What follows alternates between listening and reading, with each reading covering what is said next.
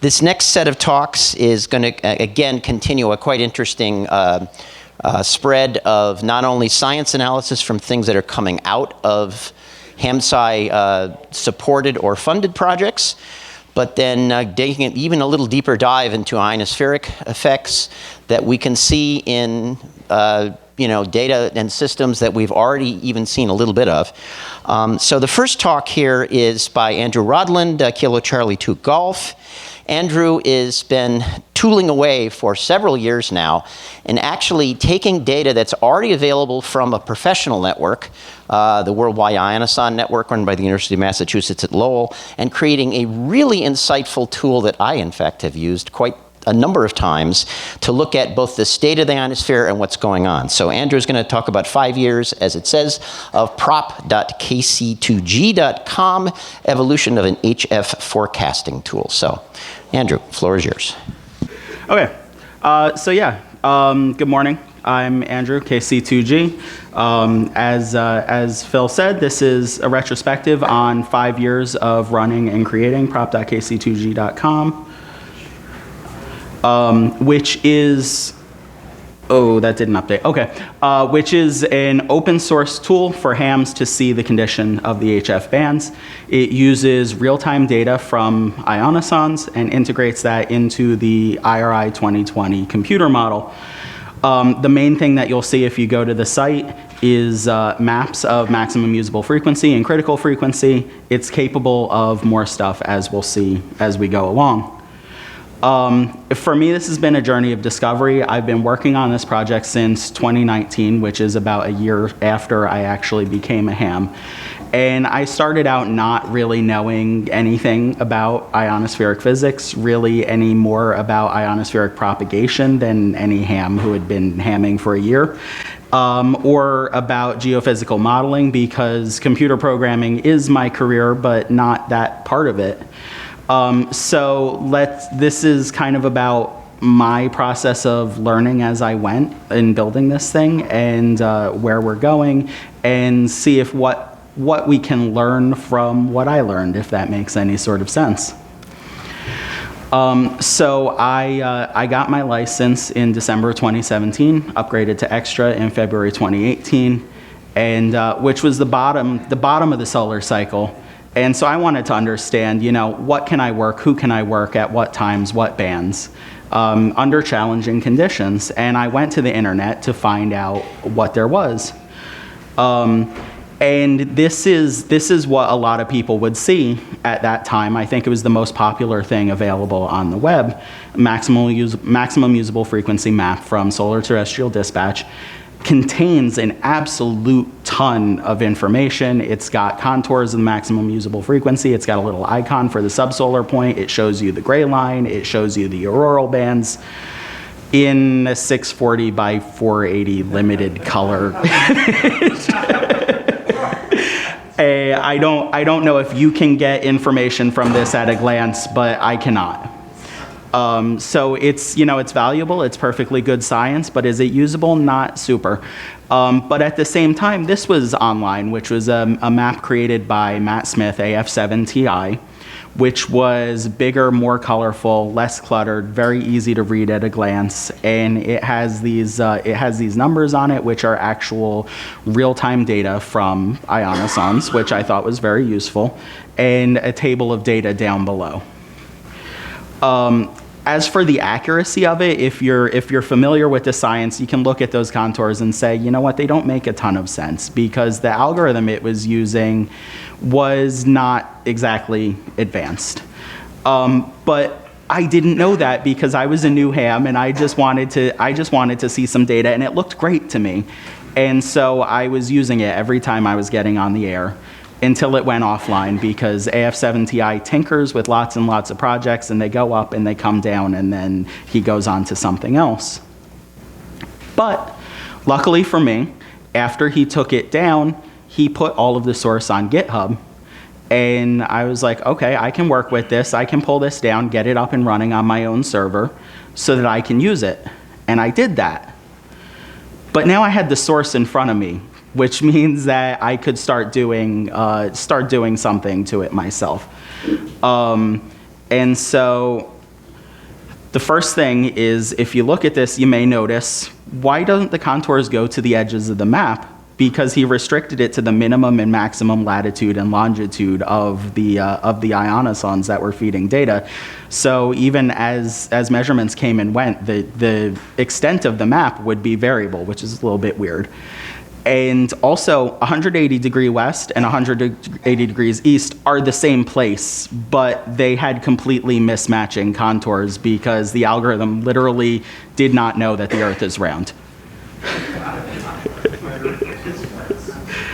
So this is an example kind of re-rendered using a later version of my code of what it would look like. And you can see it's not exactly physically realistic. So first thing I did was teach it that 180 degrees east and 180 degrees west are the same thing, and that improves things a bit. And then I was like, well, you know, let's see what knows about spheres, spherical harmonics. I can use spherical harmonic interpolation. Or we can try extending the radial basis function interpolation that it uses from 2 dimensions into 3. Or, this is actually combining both of those. So what if we take a spherical harmonic and then kind of attenuate it a little bit and then do RBF on the residuals from that? Also, all of these observations coming from the ionosons have a confidence score, or at least some of them do. So why not weight the observations according to that confidence score going into the least squares solver? And then while looking into radial basis functions, I found out that they're related to something called Gaussian process regression, which I had never heard of, but I crammed real quick, and I didn't learn very much in that first month, but I learned enough to write a piece of code that almost worked, which produced this output. All of this was done within January of 2019. And at that point, I was like, all right, I have something here, and I put the site up. If you are familiar with ionospheric maps, you might notice that some of those actually start to look pretty close, that was a good bit, a relatively good bit of data. It's a testament to simple algorithms can do simple things, also just beginner's luck. But what I learned the following month was that there is something out there called the International Reference Ionosphere, which is an open source scientific model that has been developed by a committee for literally decades. It's an empirical model, which means that it's based on taking decades and decades and decades of observations and producing a good fit. And if my site is the weather forecast, then IRI is the farmer's almanac. It tells you what the conditions you can expect for a given time in the solar cycle, a given time of day and year and location. And so the concept that I arrived at this point is commonly known as weather minus climate, which is that you have a baseline climate model and you have some observations, and you don't try to have your own model absorb all of the, or you don't try to have that model do all of the work. You just have it work on the differences between what you've observed and what the expected climate is. It's very valuable, especially when your measurements are sparse, because there are not that many ionosons in the world, and there are big sections of the world where there are effectively none. And if you have an underlying model that can patch over that, you're going to get much better results. So quickly, I integrated IRI into my maps, and sort of this is a before, this is an after. Ran like that for a few months, and then developed the concept of time alignment, which is that all of these dots on this map are latest observations that may have come from different times, because each instrument has its own cadence and its own delay in delivering the measurements, and that can skew the map. But if you have a model of how they vary over time, then you can extrapolate that forward to a common point in time, so that everything on the map is derived from that common point in time. If you look at that, you may say, well, can we use this for forecasting? And that's a difficult problem because the ionosphere does not stay particularly the same from hour to hour, but it's actually worth looking into. So in August of 2019, I sort of declared public launch. Like I said, I had it up on the web.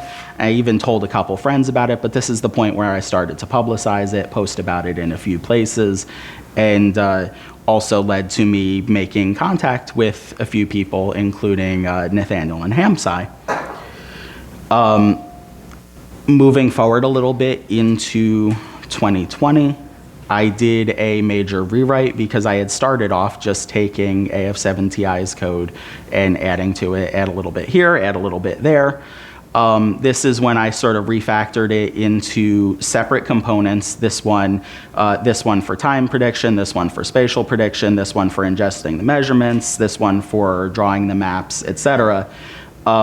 Separate computation from presentation, store the raw results in a database somewhere so that you can apply them in different ways at different times and connect them through an API, which is a very valuable thing when you don't know what you're going to want in the future. It makes it much easier to develop.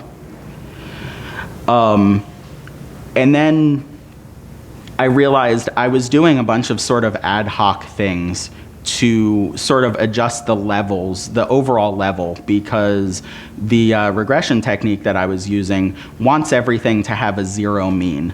So you have the underlying model, which is IRI, and it says that this is what it's going to be globally. And then you have a bunch of observations. What if all of those observations are generally higher than what IRI says?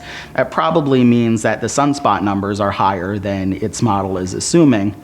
So why don't we do some optimization, look at recent data from all of the ionosons, and find out what value we can pass into that IRI model instead of using its built-in database to get the best match.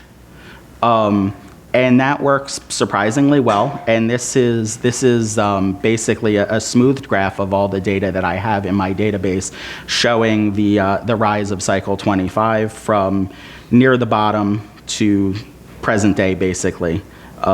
Conditions are much better. I can happily report that I can now get on 10 meters. Moving forward once again, one really nice thing about this Gaussian process technique is that it admits something called maximum likelihood optimization, which is basically you feed it a bunch of data and you feed it a kernel, and it will tell you how good of a fit is the kernel to the data, basically how much surprise is contained, and even gives you a gradient, which means that you can feed it to an optimizer and say, all right, give me the smoothing parameters for time and space that are the best fit to all of these observations, which I have, which at this point I had collected a couple years of them, so that I will get the lowest error from my predictions. Before that point, I had really been tuning everything by eyeball. This is the introduction of a little bit of finesse. A few slides ago, I had said weather minus climate. Don't make your model do work that it doesn't have to. Let your underlying thing take care of it. But I failed to realize when I added the temporal prediction that, yes, you can do that on the time axis, not just on the space axes. And so I added that, and that's extremely valuable, especially if you have dropouts. Some of the instruments actually sometimes have only been online at certain times of day. So you'll have a 3-hour dropout or whatever overnight or around noon. And you can patch over that. If you have IRI, you can say, all right, well, this is what it looks like. It's generally high, low, etc., and get a higher quality of carry forward. So that was one more enhancement that I made. In 2022, I started with some encouragement from Dr. Frizzell, Dr. Erickson, to really treat this as a scientific experiment. I created a framework using held out data. So take one ionosonde, exclude it from the input, run the model, and compare how the prediction matches up with the data that we didn't feed in. And an experiment system, which means that I can run different versions of the code side by side, make a change to the model, and evaluate that holdout quality to see, does tweaking this parameter make the predictions better or worse? And I gave a presentation at COSPAR Assembly in Athens in 2022, which was a lot of fun, trip to Greece, and I got to meet some interesting people. Basically to show off. And the first question that I got was like, who are you, like, who's funding this? Like, oh, I just, I do it after work. 2023 was a big discovery for me because I found out about something called GNSS radio occultation.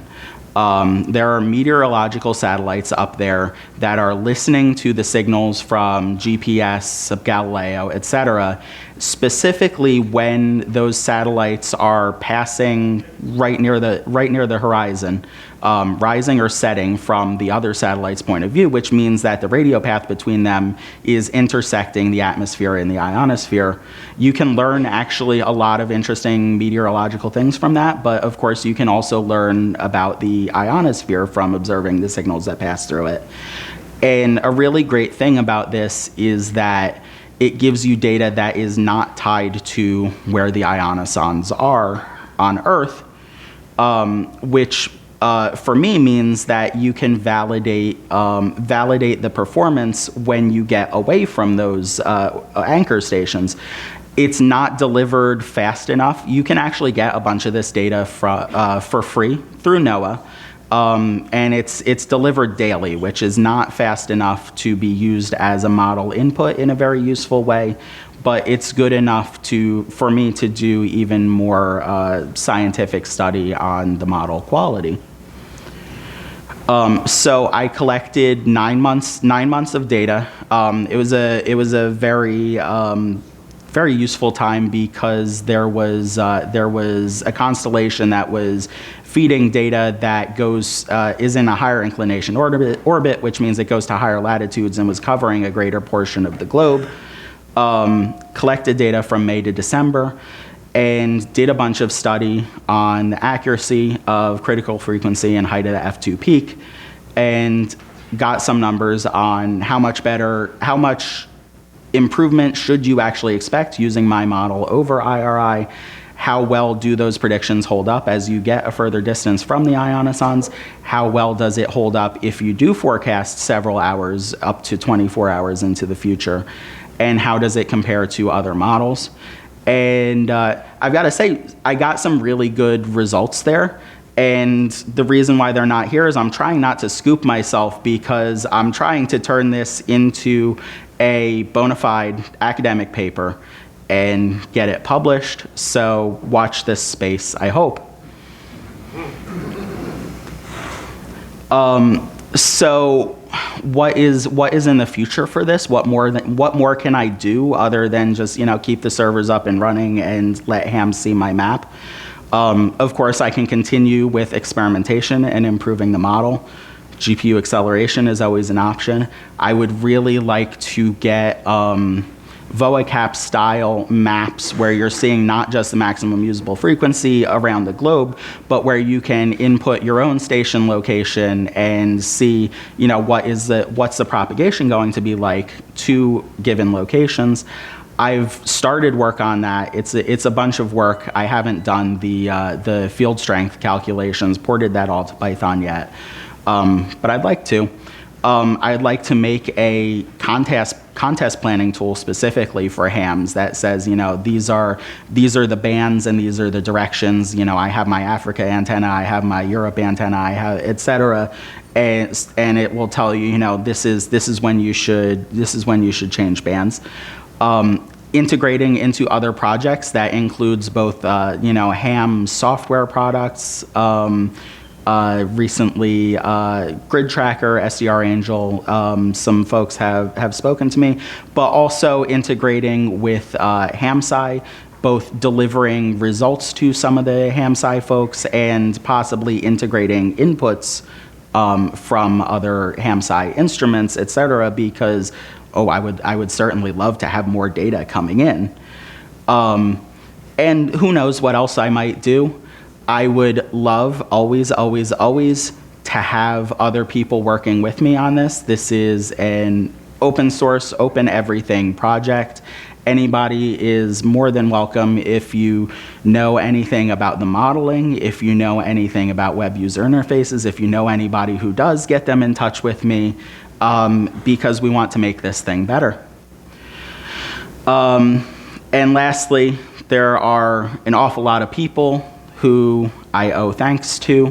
Dr. Frizzell, Dr. Erickson have given me lots of advice and guidance and support. Also, Dr. Galkin at UMass Lowell, Dr. Belitza, who is one of the leads on International Reference Ionosphere, has given me support and assistance. The Ionosonde network around the world that makes that data available. Global Ionospheric Radio Observatory at UMass Lowell, and NOAA, who collect and distribute this data and make it available. Worldwide Radio Operators Foundation has helped with my costs. Dave, KM3T, has gotten me out of a jam when I had trouble with my server hosting.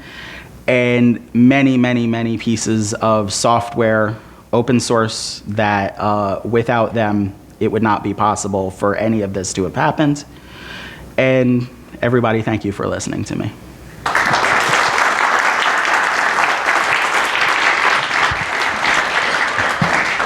Thanks very much, Andrew. To keep the program kind of rolling, what we would encourage is, Andrew's available. He's here for those people in person. If you have questions online, throw them in the chat, and we'll make sure that the speakers aim at that. We'll have some panel discussion time later where we can expand on things, but certainly very exciting work.